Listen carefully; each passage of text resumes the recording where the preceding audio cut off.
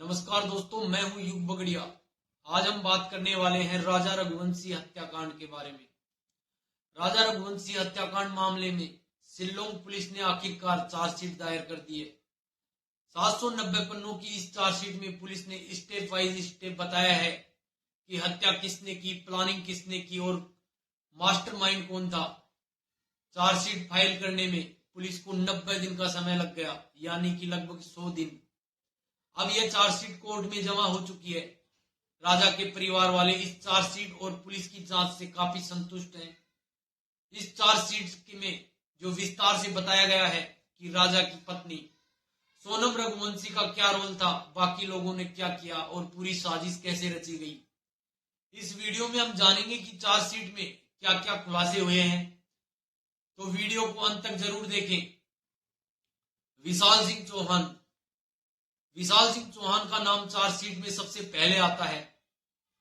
वह उस selfie point पर मौजूद था जहां राजा को ले जाया गया था।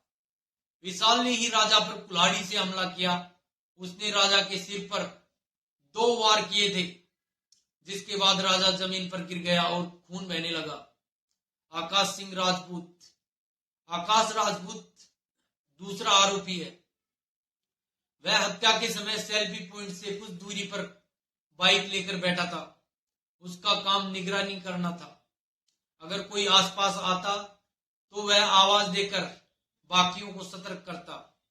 शुरू में लग रहा था कि आकाश ने भी हमले में हिस्सा लिया, लेकिन चार्जशीट के अनुसार वह सिर्फ निगरानी कर रहा था। आनंद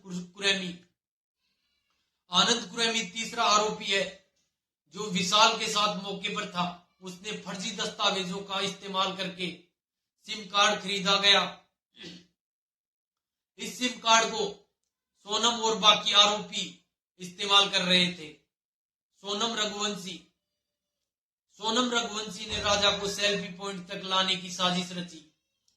उसने विशाल को इशारा दिया, जिसके बाद विशाल ने राजा पर हमला किया। शुरू में माना जा रहा था कि सोनम ही मास्टरमाइंड थी, लेकिन जो चार्जशीट में साफ हुआ कि वह दूसरी सबसे बड़ी साजिशकर्ता थी। राज कुशवाहा, जो सोनम का बॉयफ्रेंड था, इस हत्याकांड का असली मास्टरमाइंड था। उसने पूरी हत्या की प्लानिंग की। राज को डर था कि अगर सोनम ज्यादा समय तक राजा के साथ रही तो दोनों में प्यार हो सकता है और सोनम उससे दूर हो सकती है। इसलिए उसने जल्दबाजी में हत्या की योजना बनाई। सिलोम जेम्स एक बिल्डिंग कॉन्ट्रैक्टर और ब्रोकर था। उसने सोनम को इंदौर में किराए के ऊपर एक फ्लैट दिलाने में मदद की। उस पर सबूत छिपाने और हत्यारों की मदद करने का आरोप है। बलवीर अहिरवार उस फ्लैट का चौकीदार और कॉर्पोरेटर था जहां सोनम ठहरी थी। उसने भी सबूतों के साथ छेड़छाड़ की और आरोपियों की मदद की। लोकेंद्र तोमर के कहने पर बलवीर ने सोनम का बैग जलाया। उस पर भी सबूत नष्ट करने के आरोप हैं।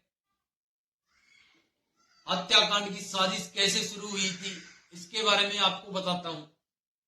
शादी तय होने के बाद में ही जो सोनम ने आनंद कुरैमी के फर्जी दस्तावेजों की एक सिम कार्ड खरीदा।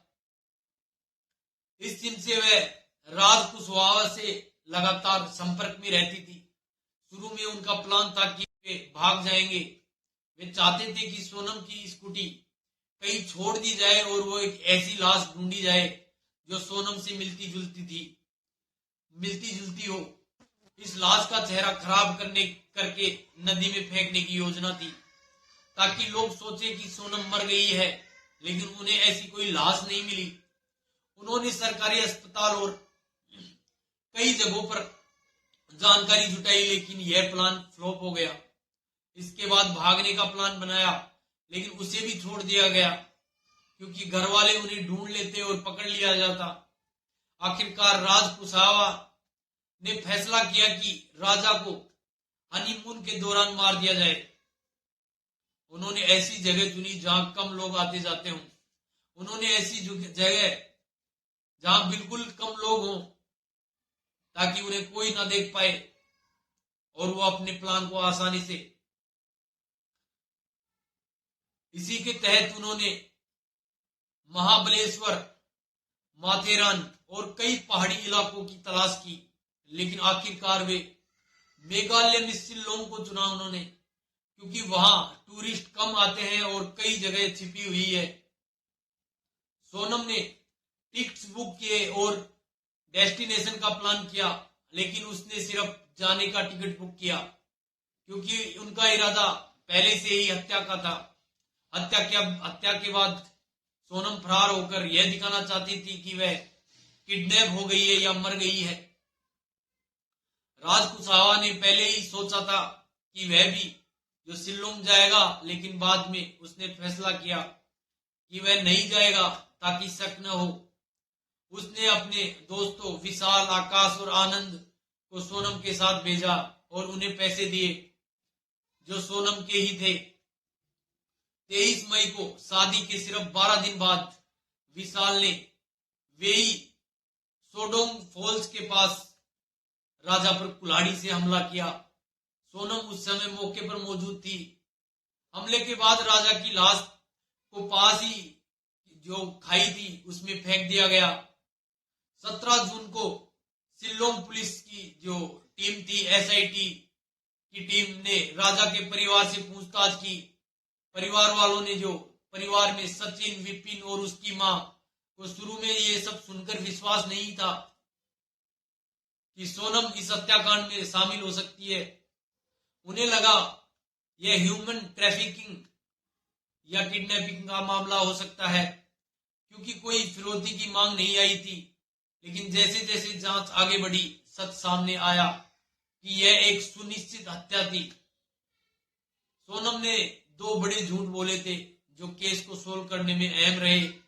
24 मई को उसने परिवार को फोन करके कहा कि वह में राजा साथ में है, लेकिन राजा का फोन डिस्चार्ज हो गया है। उसने कहा कि उसका उपवास था, उसने खाना नहीं खाया, लेकिन होटल की सीसीटीवी फुटेज में वह खाना खाते दिखी और उसके साथ 3 से 4 लोग और थे।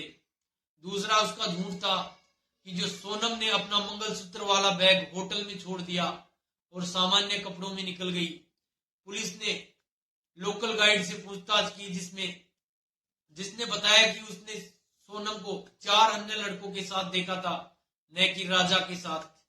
पुलिस ने होटल के जो सभी सीसीटीवी थे उन फुटेज की कॉल रिकॉर्डिंग की जांच की, जिससे राजा कुशवाहा का नाम सामने आया। जब तक पुलिस राज और बाकी आरोपियों तक पहुंचती, सोनम इंदौर भाग गई थी। इंदौर में किराए के फ्लैट में रहने के बाद उसे डर लगा कि वह कहीं पकड़ी ना जाए। वह गाजीपुर भाग गई, जहां उसने एक ढाबे पर सरेंडर करने की योजना बनाई। उसने झूठी कहानी बनाई कि उसे किडनैप किया गया है, लेकिन पुलिस ने उसकी कहानी को फर्जी पाया। 8 से 11 जून को एसआईटी ने सोनम, राज कुशवाहा और 3 हत्यारे विशाल, आकाश और आनंद, उन सभी को उत्तर प्रदेश और मध्य प्रदेश से गिरफ्तार किया। 22 से 25 जून को शिलोंग जेम्स, लोकेंद्र तोमर और बलवीर अहिराव को सबूत नष्ट करने के आरोप में मध्य प्रदेश से गिरफ्तार किया गया।